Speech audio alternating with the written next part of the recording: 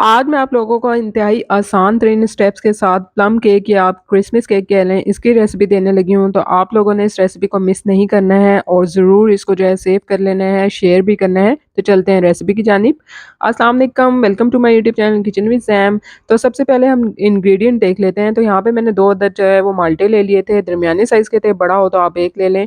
सबसे पहले हमने करना क्या है कि इनका जो है ना जूस निकाल लेना है। कोई इतना हार्ड एंड फास्ट रूल नहीं है, बस आपने हाथ से जो है इसको इस तरह से काट के और जूस निकाल लेना है, उसके बाद आपने छान लेना है। तो क्या होगा कि इसके सीड्स जो हैं वो इस तरह से अच्छी तरह जो है वो इसमें से निकल जाएँगे।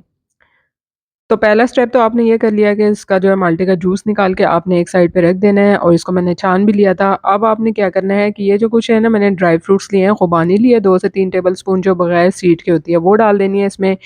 3 से 4 टेबलस्पून खजूर ली थी, उसको थोड़ा-सा क्रश करके डाल देना है। और ये जो है काली किशमिश ली थी, ये भी मैंने 2 से 3 टेबलस्पून ली थी। आप अपनी मर्ज़ी के मुताबिक इसमें क्रैनबेरी, टूटी फ्रूटी जो भी ऐड करना चाहें आप यूज़ कर सकते हैं। काली किशमिश या सिंपल जो किशमिश होती है वो भी यूज़ कर सकते हैं। जूस में इसको जो है आपने आधे घंटे के लिए इस तरह से जो है सोक करने के लिए रख देना है एक साइड पर। तो ये वाला स्टेप जो है वो आपने जो है इस तरह से कर लेना है। उसके बाद आपने क्या करना है, केक के लिए बैटर रेडी करना है, जिसके लिए 2 अदद एग्स लिए थे रूम टेम्परेचर पे। बेकिंग के लिए हमेशा रूम टेम्परेचर पे आप जो है वो एग्स यूज़ करेंगे। इनको अच्छे से जो है हमने विस्कर से जो है इस तरह से बीट कर लेना है।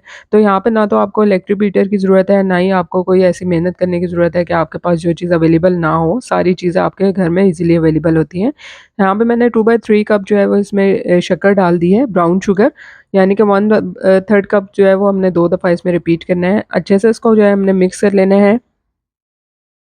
ये देखिए अच्छे से जो है मिक्स हो गया है, साथ ही 1/4 कप ऑयल डाल देना है हमने। और ऑयल डालने के बाद भी थोड़ी देर के लिए हमने इसको अच्छे से विस्कर से मिक्स कर लेना है। इंतहाई ईज़ी स्टेप्स हैं और सिंपल इंग्रीडिएंट हैं। अब यहाँ पे मैंने 3/4 कप जो है ना वो दूध लिया है और दूध जो है वो रूम टेम्परेचर पे आपने यूज़ करना है, फ्रिज का यूज़ नहीं करना। और ये भी डालने के बाद अच्छे से मिक्सिंग कर लेनी है। अब हमने जो है ड्राई इंग्रीडिएंट को अच्छे से छान लेना है। 1 कप मैदा लिया था मैंने, 2 टेबलस्पून जो है वो कोको पाउडर लिया था, 1 टीस्पून जो है वो मैंने बेकिंग पाउडर लिया था, half tea spoon baking soda लिया था और थोड़ा-सा पिंच ऑफ सॉल्ट लिया था। इन सारी चीज़ों को जो है ना हमने अच्छे से जो है छान लेना है। और थोड़ा-सा हल्का-सा मैंने इसमें दालचीनी का पाउडर भी डाला था, अच्छा-सा फ्लेवर आता है इसका। अच्छे से जो है इन ड्राई इंग्रीडिएंट को मिक्स कर लेना है। अब हमने क्या करना है कि इसमें जो हमने सॉक करके रखे थे ना, ये जो ड्राई फ्रूट्स रखे थे ऑरेंज के जूस में, इसमें से 2 टेबलस्पून तो मैं जो है अलग कर रही हूँ, वो मैं आपको बाद में बताऊँगी कि किस लिए यूज़ करना है। और बाकी के जो है ना हमने इस वाले ड्राई इंग्रीडिएंट जो हमने इस तरह से इसका बनाया है ना, इसमें हमने ऐड कर देने हैं। अगर आप डायरेक्टली इसको डाल देते हैं ना, कुछ भी आप कोई भी केक बना रहे हैं उसमें आप ये जो है ड्राई फ्रूट्स डाल रहे हो, क्या होता है ना कि वो उसमें नीचे बैठ जाता है, तो इसलिए आप कोट कर लिया करें इसको इस तरह से ड्राई इंग्रीडिएंट्स के साथ, तो फिर वो केक में नीचे जाके नहीं बैठते। ये भी एक यूज़फुल टिप है।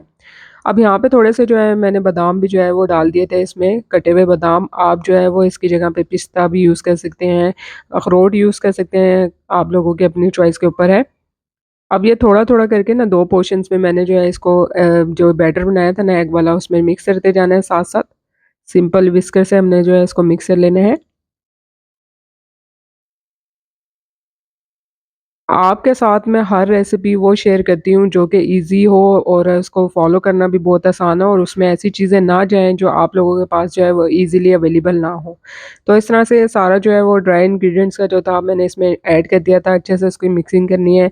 अब अगर तो आप जो है वो ओवन में नहीं बेक करना चाहते तो पतीले को आपने स्टैंड रख के उसके दरमियान में 15 मिनट के लिए मीडियम फ्लेम पर प्रीहीट करना है और 35 से 40 मिनट के लिए फिर आपने केक का मोल्ड रख के इसको जो है वो स्लो फ्लेम पर आपने बेक कर लेना है। इंतहाई जो है आसानी से बेक हो जाता है बिना ओवन के भी। अब ये जो है मैंने केक का टिन ले लिया था और 8 इंचेस का इसमें जो है सारा बैटर डाल दिया है, बटर पेपर लगा के ग्रीस कर लिया था। अब जो है वो ऊपर से जो 2 टेबलस्पून मैंने अलग निकाला था ना इसमें से ड्राई फ्रूट जो सोक किया हुआ था, वो ऊपर से आपने इस तरह से डाल देना है। अच्छे से इसको 2 से 3 दफ़ा टैप कर लेना है टिन को। मैंने इसको ओवन में बेक किया था 180 डिग्री सेंटीग्रेड पर, प्री हीटेड ओवन में मैंने इसको जो है 35 से 40 मिनट के लिए बेक कर लिया था। तो टेम्परेचर जो है आपने याद रखना है। अब मैंने आपको वो जो है बगैर ओवन के भी बता दिया और ओवन के साथ भी आपको इसका टेम्परेचर जो है बता दिया है।